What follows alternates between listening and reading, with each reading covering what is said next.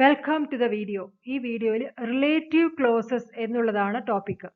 അപ്പോൾ ഇതിനു മുമ്പത്തെ വീഡിയോ ഒക്കെ സിമ്പിൾ, കോമ്പൗണ്ട്, കോംപ്ലക്സ് സെന്റൻസുകളെ കുറിച്ചൊക്കെ ആയിരുന്നു. അതിലത്തെ ഒരു പാർട്ട് തന്നെയാണ് ഡിപെൻഡന്റ് ക്ലോസിലത്തെ ടൈപ്പ് ഓഫ് ഡിപെൻഡന്റ് ക്ലോസ് ആണ് റിലേറ്റീവ് ക്ലോസ്. അപ്പോൾ നമുക്ക് എന്താണെന്ന് മനസ്സിലാക്കാം. Relative clauses are dependent clauses introduced by a relative pronoun.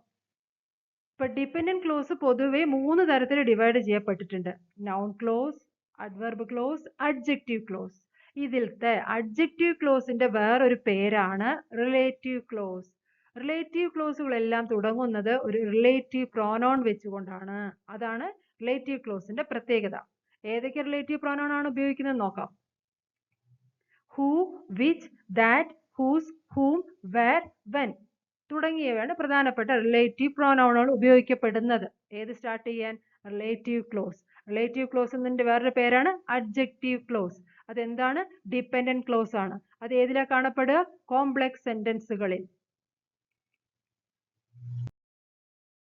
Examples: I met a woman, she can speak 5 languages. ഇത് 2 സിമ്പിൾ സെന്റൻസുകളാണ്, കണക്റ്റഡ് ആയിട്ടുള്ളതാണ്. ഞാനൊരു സ്ത്രീയെ കണ്ടു, അവൾക്ക് 5 ഭാഷകൾ സംസാരിക്കാൻ കഴിയും എന്ന് പറയുന്ന ഈ 2 സെന്റൻസും കണക്റ്റഡ് ആയിട്ടുള്ളതാണ്. അപ്പോൾ ഇങ്ങനെയുള്ള സെന്റൻസുകളെയാണ് നമുക്ക് റിലേറ്റീവ് ക്ലോസ് ഉപയോഗിച്ചുകൊണ്ട് ഒരു കോംപ്ലക്സ് സെന്റൻസ് ആയിട്ട് എഴുതാൻ പറ്റുക. ഇതെങ്ങനെയാണ് എഴുതിയിരിക്കുന്നത് നോക്കാം. I met a woman who can speak 5 languages. ഇവിടെ ഹു എന്ന് പറയുന്നത് ആരെയാണ് റെപ്രസെന്റ് ചെയ്യുന്നത്? വുമണിന്. അപ്പൊ അതുകൊണ്ട് തന്നെ ഇപ്പൊ നിങ്ങൾക്കറിയാം ക്ലോസുകളിലെല്ലാം തന്നെ സബ്ജക്റ്റ് വെർബ് കോമ്പിനേഷൻ ഉണ്ടാവുന്നു. അപ്പൊ ഈ റിലേറ്റീവ് ക്ലോസ് ആയ ഹു ക്യാൻ സ്പീക്ക് 5 ലാംഗ്വേജസ് എന്ന് പറയുന്ന ആ ഒരു ഡിപെൻഡന്റ് ക്ലോസിലത്തെ സബ്ജക്റ്റ് ഏതാണ്? ഹു. ഹു എന്ന് പറയുന്നത് ആരെ ഉദ്ദേശിക്കുന്നത്? വുമൺ. അപ്പൊ ഇങ്ങനെയുള്ള കണക്റ്റഡ് ആയിട്ടുള്ള സെന്റൻസുകളെ റിലേറ്റീവ് ക്ലോസ് ഉപയോഗിച്ചുകൊണ്ട് നമുക്കൊരു കോംപ്ലക്സ് സെന്റൻസ് ആക്കി എഴുതാം. ഐ മെറ്റ് എ വുമൺ എന്നുള്ളത് main clause, who can speak 5 languages എന്നുള്ളത് സബോർഡിനേറ്റ് ക്ലോസ്. അതൊരു ഡിപെൻഡന്റ് ക്ലോസ് ആണ്. അതിൽ റിലേറ്റീവ് ക്ലോസ് ആണ് ഇത്. ഹു എന്ന് റെപ്രസെന്റ് ചെയ്യുന്നത് വുമണിനെയാണ്. You always ask questions, they are difficult to answer. ഇതും നീ എപ്പോഴും ചോദ്യങ്ങൾ ചോദിക്കുന്നു, അത് വളരെ ഡിഫിക്കൽട്ട് ആണ് ആൻസർ ചെയ്യാൻ എന്ന് പറയുന്ന ഈ 2 സെന്റൻസുകളും കണക്റ്റഡ് ആണ്. ഇവിടെ ദേ എന്ന് പറയുന്നത് കൊണ്ട് റെപ്രസെന്റ് ചെയ്യുന്നത് എന്തിനെയാണ്? ക്വസ്റ്റ്യൻസിനെയാണ്. അതുകൊണ്ട് തന്നെ നമുക്ക് ഇതിനെ ഒരു റിലേറ്റീവ് ക്ലോസ് ഉപയോഗിച്ചുകൊണ്ട് ഒരു കോംപ്ലക്സ് സെന്റൻസ് ആയി എഴുതാൻ കഴിയും. അതെങ്ങനെയാണെന്ന് നോക്കാം. You always ask questions which are difficult to answer. എപ്പോഴും ചോദ്യം ചോദിക്കുന്നു, അത് ഭയങ്കര ഡിഫിക്കൽട്ട് ആണ് ആൻസർ ചെയ്യാൻ എന്ന് പറയുന്ന ഈ കോംപ്ലക്സ് സെന്റൻസിൽ വിച്ച് എന്ന് പറയുന്ന റിലേറ്റീവ് പ്രോനൗൺ ആണ് സബ്ജക്റ്റ്, ആർ എന്ന് പറയുന്നത് വെർബ്. മെയിൻ ക്ലോസ് ഇതാണ്, യു ആൾവേസ് ആസ്ക് ക്വസ്റ്റ്യൻസ്. അതിലത്തെ സബ്ജക്റ്റ് യു, ആസ്ക് എന്നുള്ളത് വെർബ്. നിങ്ങൾക്കറിയാം ഡിപെൻഡന്റ് ക്ലോസസുകളിലെല്ലാം തന്നെ സബ്ജക്റ്റ് വെർബ് കോമ്പിനേഷൻ ഉണ്ട്. അപ്പൊ ഈ ഒരു റിലേറ്റീവ് ക്ലോസിലത്തെ സബ്ജക്റ്റ് ഏതാ? വിച്ച്. അത് റെപ്രസെന്റ് ചെയ്യുന്നത് ക്വസ്റ്റ്യൻസിനെയാണ്. അപ്പൊ അതുകൊണ്ട് തന്നെ ക്വസ്റ്റ്യൻസിന്റെ തൊട്ട് ശേഷമായിട്ട് ഈ റിലേറ്റീവ് പ്രോനൗൺ വരും. ക്വസ്റ്റ്യൻസിന് തൊട്ട് തന്നെയാണ് ആ വിച്ച് എന്നുള്ള റിലേറ്റീവ് പ്രോനൗൺ ഉള്ളത്. ആ റിലേറ്റീവ് ക്ലോസ് തുടങ്ങുന്നതും അവിടെ നിന്ന് തന്നെയാണ്. അതേപോലെ തന്നെ ഐ മെറ്റ് എ വുമൺ, അത് കഴിഞ്ഞതും റിലേറ്റീവ് പ്രോനൗൺ. അത് ആണ് ആ ക്ലോസിന്റെ subject. This is the place where I spend my childhood. ഇവിടെയും ഇതാണ്, ഈ സ്ഥലത്താണ് ഞാൻ എൻ്റെ കുട്ടിക്കാലം ചെലവഴിച്ചത് എന്ന് പറയുന്ന ഈ സെന്റൻസിലും വേർ എന്ന് പറയുന്നതാണ് റിലേറ്റീവ് ക്ലോസിലത്തെ സബ്ജക്റ്റ്. അതെന്താണ്? പ്ലേസിനെയാണ് പറയുന്നതെന്ന് മാത്രം. ആ പ്ലേസിനോട് ചേർന്നിട്ടാണ് അതുള്ളത്. ആ സ്ഥലത്താണ് ഞാൻ എൻ്റെ കുട്ടിക്കാലം ചെലവിട്ടത്. Correct sentences which are wrong എന്ന് പറയുന്നതാണ് റിലേറ്റീവ് ക്ലോസ്. അതിലത്തെ വിച്ച് ആണ് സബ്ജക്റ്റ്. അത് എന്തിനാ റെപ്രസെന്റ് ചെയ്യുന്നത്? സെന്റൻസിന്. Relative pronouns are placed directly after the noun or pronoun they modify. എപ്പോഴും ഈ റിലേറ്റീവ് പ്രോനൗൺ നമുക്ക് എവിടെ കാണാൻ കഴിയുക? അത് ഏത് നൗണിനെയാണോ, അത് ഏത് പ്രോനൗണിനെയാണോ മോഡിഫൈ ചെയ്യുന്നത്, അതിനുശേഷം ഈ റിലേറ്റീവ് പ്രോനൗൺ ഉണ്ടാവും. അത് ശ്രദ്ധിക്കുക. ആ റിലേറ്റീവ് ക്ലോസ് തുടങ്ങുന്നത് അവിടെ നിന്നാണ്. Examples: the laptop which you gave me is not working. ഇതൊരു കോംപ്ലക്സ് സെന്റൻസ് ആണ്. ഏതാണ് relative clause? Which you gave me. അവിടെ വിച്ച് എന്നുള്ളത് റെപ്രസെന്റ് ചെയ്യുന്നത് ലാപ്ടോപ്പിനെയാണ്. അതുകൊണ്ട് തന്നെ ലാപ്ടോപ്പ് കഴിഞ്ഞതും ആ റിലേറ്റീവ് പ്രോനൗൺ എഴുതുന്നു. Here is the keys that you were looking for. നീ തിരഞ്ഞുകൊണ്ടിരുന്ന കീസ് ഇതാ എന്ന് പറയുന്ന ഈ സെന്റൻസും ഒരു കോംപ്ലക്സ് സെന്റൻസ് ആണ്. അപ്പൊ ഇവിടെ ഹിയർ ഈസ് ദ കീസ് എന്നുള്ളതാണ് main close. That you are looking for എന്ന് പറയുന്നത് ഒരു റിലേറ്റീവ് ക്ലോസ് ആണ്. അത് തുടങ്ങിയിരിക്കുന്നത് ദാറ്റ് എന്നുള്ള റിലേറ്റീവ് പ്രോനൗണിലാണ്. അത് എന്തിനെയാണ് റെപ്രസെന്റ് ചെയ്യുന്നത്? കീസ്. അതുകൊണ്ട് തന്നെ കീസ് കഴിഞ്ഞതും ആ ദാറ്റ് എന്ന് എഴുതിയിരിക്കുന്നു. This is the car that we bought yesterday. അപ്പൊ ഇതും ഇന്നലെ നമ്മൾ വാങ്ങിച്ച കാറാണ്, ഇതാണ് എന്ന് പറയുന്ന ഈ സെന്റൻസ് ഒരു കോംപ്ലക്സ് സെന്റൻസ് ആണ്. ഇതിലത്തെ മെയിൻ ക്ലോസ് ഏതാണ്? This is the car. That we bought yesterday എന്നുള്ളത് റിലേറ്റീവ് ക്ലോസ് ആണ്. അത് തുടങ്ങിയിരിക്കുന്നത് ദാറ്റ്. അത് കാർ ആയതുകൊണ്ടാണ് ദാറ്റ്. അല്ലെങ്കിൽ വിച്ചും ഉപയോഗിക്കാം.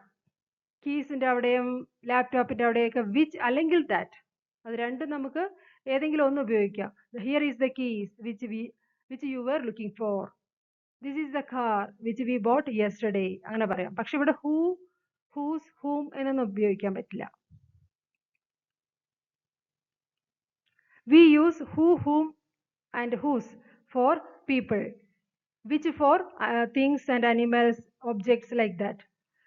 That എന്തിനൊക്കെ ഉപയോഗിക്കും? things and also for people. ചില സമയങ്ങൾ പീപ്പിളിന് വേണ്ടിയും നമ്മൾ that ഉപയോഗിക്കും. when with times, where with places. This is the place where I spent my childhood എന്ന സെന്റൻസിൽ അത് പ്ലേസിനെ ആയതുകൊണ്ടാണ് അവിടെ where എന്നുള്ള റിലേറ്റീവ് പ്രോനൗൺ ഉപയോഗിച്ചത്. അപ്പൊ ഇതൊക്കെ നല്ല രീതിയിൽ ഓർമ്മ വെക്കണം. Combine with a suitable relative pronoun. A boy was injured in the accident. He is now in hospital. ഇത് രണ്ട് കണക്റ്റഡ് ആയിട്ടുള്ള സെന്റൻസുകളാണ്. അതുകൊണ്ട് തന്നെ ഇതിനെ നമുക്ക് ഒരു റിലേറ്റീവ് ക്ലോസ് ഉപയോഗിച്ചുകൊണ്ട് ഒരു കോംപ്ലക്സ് സെന്റൻസ് ആക്കി എഴുതാൻ കഴിയും. ഇവിടെ ഹി എന്ന് പറയുന്നത് ആരെയാണ്? ആ ബോയിനെയാണ്. അപ്പൊ ഇതെങ്ങനെയാ എഴുതുക? The boy who was injured in the accident is now in hospital. ഇതാണ് അതിന്റെ complex sentence. The boy is now in hospital എന്നുള്ളതാണ് മെയിൻ ക്ലോസ്. ഏതാണ് subordinate close? who was injured in the accident. അതൊരു റിലേറ്റീവ് ക്ലോസ് ആണ്. തുടങ്ങിയിരിക്കുന്നത് relative pronoun who എന്നുള്ളതാണ്. അതൊരു boy ആയതുകൊണ്ടാണ് who. ഇവിടെ that എന്നും which എന്നും ഉപയോഗിക്കാൻ പറ്റില്ല. that എന്നും കൂടി ഉപയോഗിക്കാം, പക്ഷെ which എന്ന് ഉപയോഗിക്കാൻ പറ്റില്ല. The boy is now in hospital, അതാണ് main clause. who was injured in the accident എന്നുള്ളത് relative close. A bus goes to the airport. It runs every 1 hour. ഇതും കണക്റ്റഡ് ആയിട്ടുള്ള രണ്ട് സെന്റൻസുകളാണ്. എയർപോർട്ടിലേക്ക് 1 മണിക്കൂർ കൂടുമ്പോൾ ബസ് ഓടുന്നുണ്ട് എന്ന് പറയുന്ന ഈ സെന്റൻസുകൾ ഇറ്റ് എന്ന് പറയുന്നത് എന്തിനെയാണ് റെപ്രസെന്റ് ചെയ്യുന്നത്? ബസ്. അതുകൊണ്ട് തന്നെ നമുക്ക് ഇതിനെ ഒരു കോംപ്ലക്സ് സെന്റൻസ് ആക്കി എഴുതാൻ പറ്റും. The bus that goes to the airport runs every 1 hour. ഇതാണ് അതിന്റെ complex sentence. The bus runs every 1 hour എന്നുള്ളതാണ് main close. that goes to the airport എന്നുള്ളത് റിലേറ്റീവ് ക്ലോസ്. അതിലത്തെ that എന്ന് റെപ്രസെന്റ് ചെയ്യുന്നത് ബസ്സിനെയാണ്. അതുകൊണ്ട് തന്നെ ബസ് കഴിഞ്ഞതും ആ that എന്ന് എഴുതിയിരിക്കുന്നു. ഇവിടെ എന്തുപയോഗിക്കാൻ പറ്റും? നമുക്ക് which എന്ന് ഉപയോഗിക്കാം. The bus which goes to the airport runs every 1 hour എന്ന് എഴുതാം. പക്ഷെ ഇവിടെ എന്താ ഉപയോഗിക്കാൻ പറ്റാത്തത്? who, whose, whom ഇതൊന്നും ഉപയോഗിക്കാൻ പറ്റില്ല.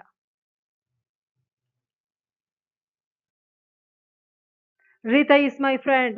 She lives in Singapore. ഇതും കണക്റ്റഡ് ആയിട്ടുള്ള സെന്റൻസ് ആണ്. കാരണം രണ്ടാമത്തെ സെന്റൻസിലത്തെ ഷീ ആരാണ്? റീത്ത. അതുകൊണ്ട് തന്നെ ഇതിനെയും നമുക്കൊരു കോംപ്ലക്സ് സെന്റൻസ് ആക്കി എഴുതാം റിലേറ്റീവ് ക്ലോസ് ഉപയോഗിച്ചുകൊണ്ട്. എങ്ങനെയാ അത് എഴുതുക? ഹൂ എന്നാണ് വരിക. അല്ലെങ്കിൽ Rita is my friend who lives in Singapore. ഇത് ഒരു കോംപ്ലക്സ് സെന്റൻസ്. ഇതിൽ റീത്ത ഈസ് മൈ ഫ്രണ്ട് എന്ന് പറയുന്നത് main clause. who lives in Singapore എന്ന് പറയുന്നത് റിലേറ്റീവ് ക്ലോസ് അഥവാ സബോർഡിനേറ്റ് ക്ലോസ്. ഇനി ഈ സെന്റൻസിനെ നമുക്ക് വേറൊരു തരത്തിലും എഴുതാം. Reetha who lives in Singapore is my friend. ഇതും ഒരു another way of writing complex sentence ആണ്. നമുക്ക് റീത്ത ഈസ് മൈ ഫ്രണ്ടിന്റെ ഇടയിലാണ് who lives in Singapore എന്നുള്ള റിലേറ്റീവ് ക്ലോസ് എഴുതിയിരിക്കുന്നത്. ഇത് രണ്ടും കറക്റ്റ് ആണ്. ഏത് വേണമെങ്കിലും നിങ്ങൾക്ക് ഉപയോഗിക്കാം. ഇതുപോലെ കുറച്ച് സെന്റൻസുകൾ എഴുതാം. ഇത് വളരെ ഈസിയാണ് ഇങ്ങനത്തെയൊക്കെ. My brother is an engineer എന്ന ഒരു സെന്റൻസ്. അതിനടുത്ത sentence he lives in Australia എന്നാണെങ്കിൽ അതിനൊന്ന് കമ്പൈൻഡ് ആയിട്ട് എഴുതുക. My brother who lives in Australia is an engineer. ഇങ്ങനത്തെ ടൈപ്പുകൾ വളരെ ഈസി ആയിട്ട് നിങ്ങൾക്ക് റിട്ടൺ ഇംഗ്ലീഷ് ഇംപ്രൂവ് ചെയ്യാൻ ഉപയോഗിക്കാൻ പറ്റും. ഈ കോംപ്ലക്സ് സെന്റൻസുകളാക്കാം. That bridge was destroyed in the rain, it has rebuilt now.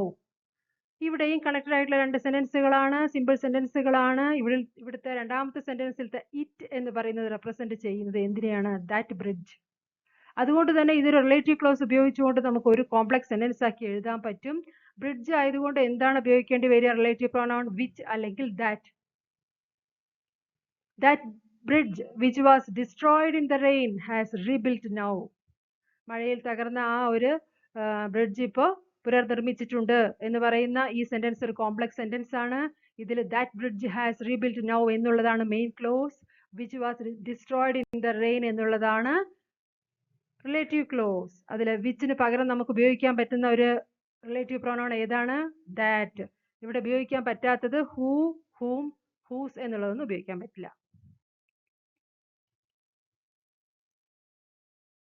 Relative clauses can be either restrictive or non restrictive. ഇനി ഇങ്ങനൊരു അറിവും കൂടി നിങ്ങൾക്ക് നല്ലതാണ്.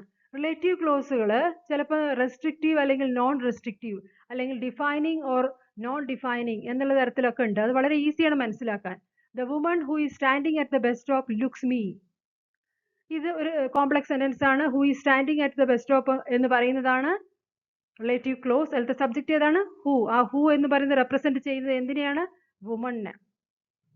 അപ്പൊ ബസ് സ്റ്റോപ്പിൽ നിൽക്കുന്ന സ്ത്രീ എന്നെ നോക്കുന്നു എന്ന് പറയുന്ന ഈ സെന്റൻസിൽ ഇതൊരു റെസ്ട്രിക്റ്റീവ് ആണ്. കാരണം ഇത് നമുക്ക് അവോയ്ഡ് ചെയ്യാൻ പറ്റില്ല.